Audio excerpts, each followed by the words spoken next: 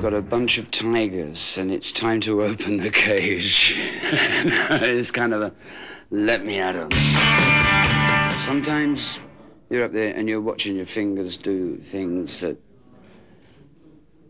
you say, I don't play like this. I've never checked this. Sometimes they just dance, you know.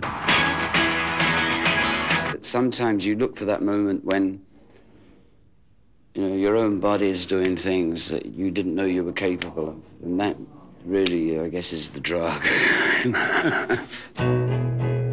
I start with the slang. You'll never sing in French? No, I wouldn't dream of it. I mean, because I know you guys would laugh your heads off at the atrocious accent, even if I got the words right. You know, I'm not going to make a joke for you guys. Romain Clergeat, vous êtes rédacteur en chef adjoint à Paris Match, en charge des grands dossiers. Et on peut dire que Keith Richards est un grand dossier. Vous avez eu le bonheur de le rencontrer pour la sortie planétaire de cette biographie Keith Richards, Life, chez Robert Laffont. Et on apprend beaucoup de choses sur lui, sur les Stones et sur l'époque surtout. Hein. Et on peut se dire qu'aujourd'hui, Keith Richards va avoir 67 ans. Et pourtant, sur scène, il a gardé cette énergie et cet art du riff qui est une de ses signatures. Alors, face au miroir, ce que je vais vous demander, Romain Clergeat, c'est de nous dire votre passion pour Keith Richards, en commençant bien sûr par cette enfance modeste en Angleterre.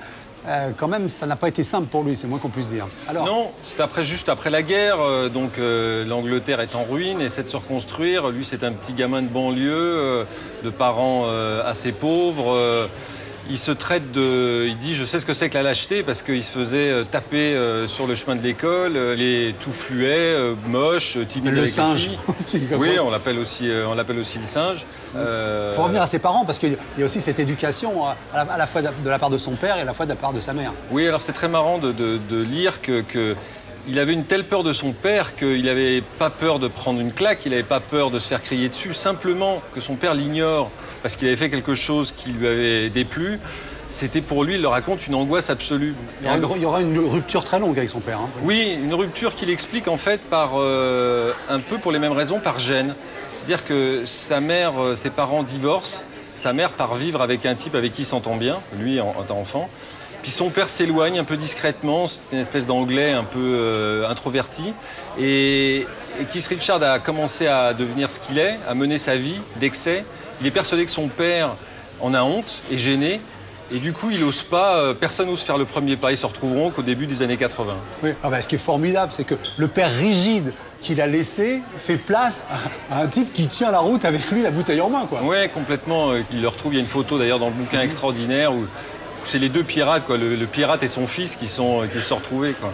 Alors bon, on a envie maintenant de connaître ce moment magique de la rencontre qui a fabriqué les Stones. Alors ça se passe comment? Parce qu'il y a un peu de mythologie autour. Eh ben, en fait, il n'y a pas de mythologie. Je lui ai reposé la question et moi, je pense qu'il ment. C'est-à-dire que là, il réécrit l'histoire en disant que le groupe, grosso modo, s'est formé un peu comme les étoiles finissent par former une planète. Il y a une espèce d'agrégation entre Mick Jagger et Brian Jones. Or, c'est quand même Brian Jones qui a été l'initiateur à l'origine de ce projet-là. Il se trahit un peu d'ailleurs dans le livre, puisqu'il reconnaît qu'au début, les premières négociations pour trouver un concert, un endroit où jouer, Brian Jones va discuter et eux deux, Mick Jagger et Keith Richards, attendent dans un pub en face. C'est donc bien qu'il était leader du groupe de fait. Parce que tout le monde est resté sur cette idée que Keith Richards rencontre Mick Jagger qui a un disque sous le bras. Alors c'est faux, ça? Non, ça c'est vrai. C'est tellement vrai qu'il a retrouvé une lettre qu'il écrit à sa tante, qu'il aime beaucoup, dans lequel il raconte, oui, je commence à jouer de la guitare, ma passion c'est la musique. Tiens, j'ai rencontré sur le quai de gare à Dartford un petit gars qui avait des disques de Chuck Berry et de Muddy Waters sous le bras. C'est dingue, on s'est bien entendu tout de suite. Et ce type-là, c'est Mick Jagger. Il a 9 ans, quoi. Alors on peut même tout de suite projeter l'itinéraire de Brian Jones. Keith Richards le présente comme un gars qui a déjanté, quoi. C'est probablement vrai. Ce qui accélère les choses, c'est d'une part que c'est l'époque où on essaie les drogues, de la libération. Et en plus, il est assez rapidement mis à l'écart dans l'écriture des chansons. Il ne sait pas écrire des chansons. Et du coup, ce qu'il perdra en influence dans le groupe, musicalement, il va d'une certaine manière vouloir essayer de le compenser en devenant une espèce de roi de Londres, de déchéance flamboyante, sauf que sa déchéance était plutôt pathétique. Alors sa déchéance, parlons-en, puisqu'on sait qu'on retrouvera Brian Jones suicidé dans sa piscine, mais parce qu'il avait été, quelque temps avant, limogé par Keith Richards et Mick Jagger, c'était en 69. C'est bien comme ça que ça s'est passé. Ah oui, oui, complètement. Et il est limogé, il est viré parce qu'il est plus capable d'assurer. Donc partir en tournée, il y a une énorme tournée, leur première grosse tournée en tant que gros groupe qui se prépare en 69, et ils se disent il n'est pas capable d'assurer, on ne peut pas prendre le risque, et donc c'est là où ils décident de le virer. Oui. Alors il faut parler quand même d'Anita Pallenberg et de cette espèce d'échange de fiancés un petit peu contraint entre Mick Jagger et Keith Richards. Keith Richards, il explique assez joliment, il est attiré par Anita Pallenberg qui est avec Brian Jones.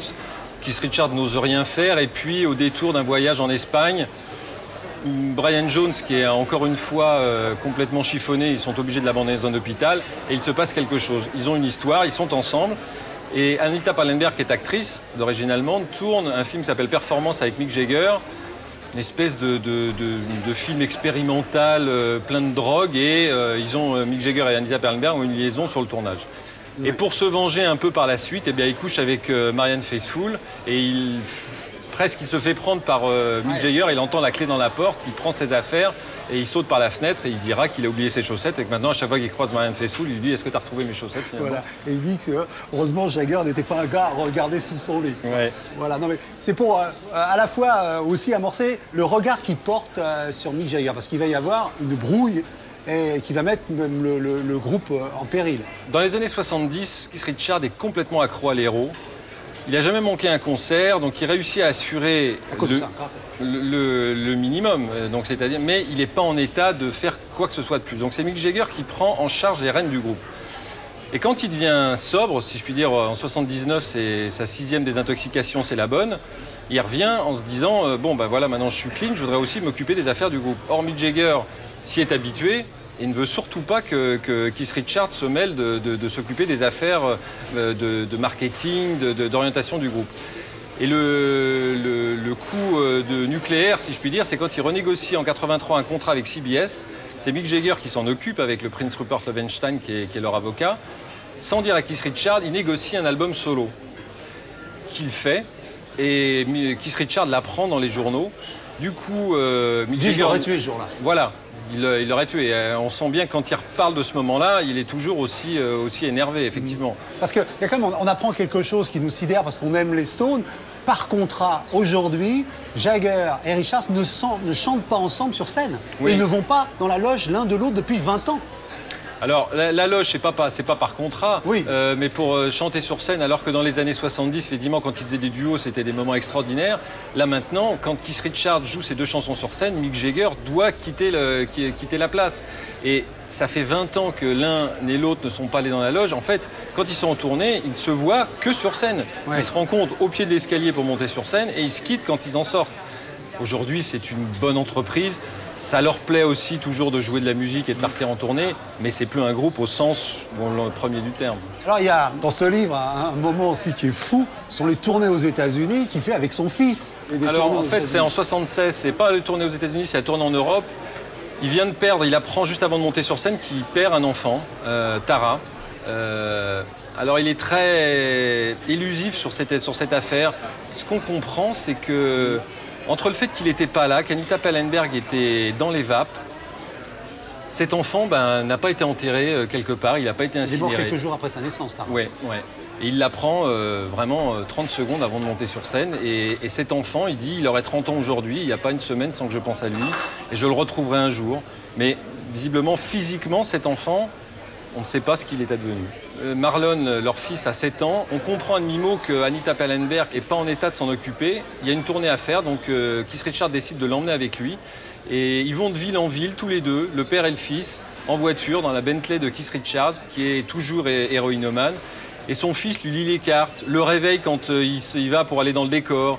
Quand il y a des flics qui s'approchent de la voiture, il lui dit « Tiens, il y a la police qui est là, soit on bouge, soit il faudrait planquer ce que t'as ». quand il est comateux le soir, il ramasse justement les joints, les sachets, les seringues, tout ce qui traîne pour qu'il n'y ait rien qui se passe. Il s'occupe de son père en fait. Et le petit Marlon, visiblement, ça l'a pas traumatisé d'être dans cette caravane de sexe, drogue and rock'n'roll dans ces années-là, puisqu'il a une vie tout à fait normale. Il n'a pas été perturbé plus que ça. Alors, racontez-nous comment il a quand même créé Satisfaction, parce que ça, c'est un vrai rêve, quoi. Bah, c'est le cas de le dire. Il était en Floride, et il avait toujours avec lui un petit magnétophone à cassette, il avait des idées. Et il raconte qu'il est vaguement comateux la nuit, qu'il se réveille et puis qu'il joue une intro, un riff. On l'appelait d'ailleurs d'un moment Riff Richards, tellement il a été connu pour ça. Et le matin, il se réveille et il entend Satisfaction et 20 minutes de lui en train de ronfler.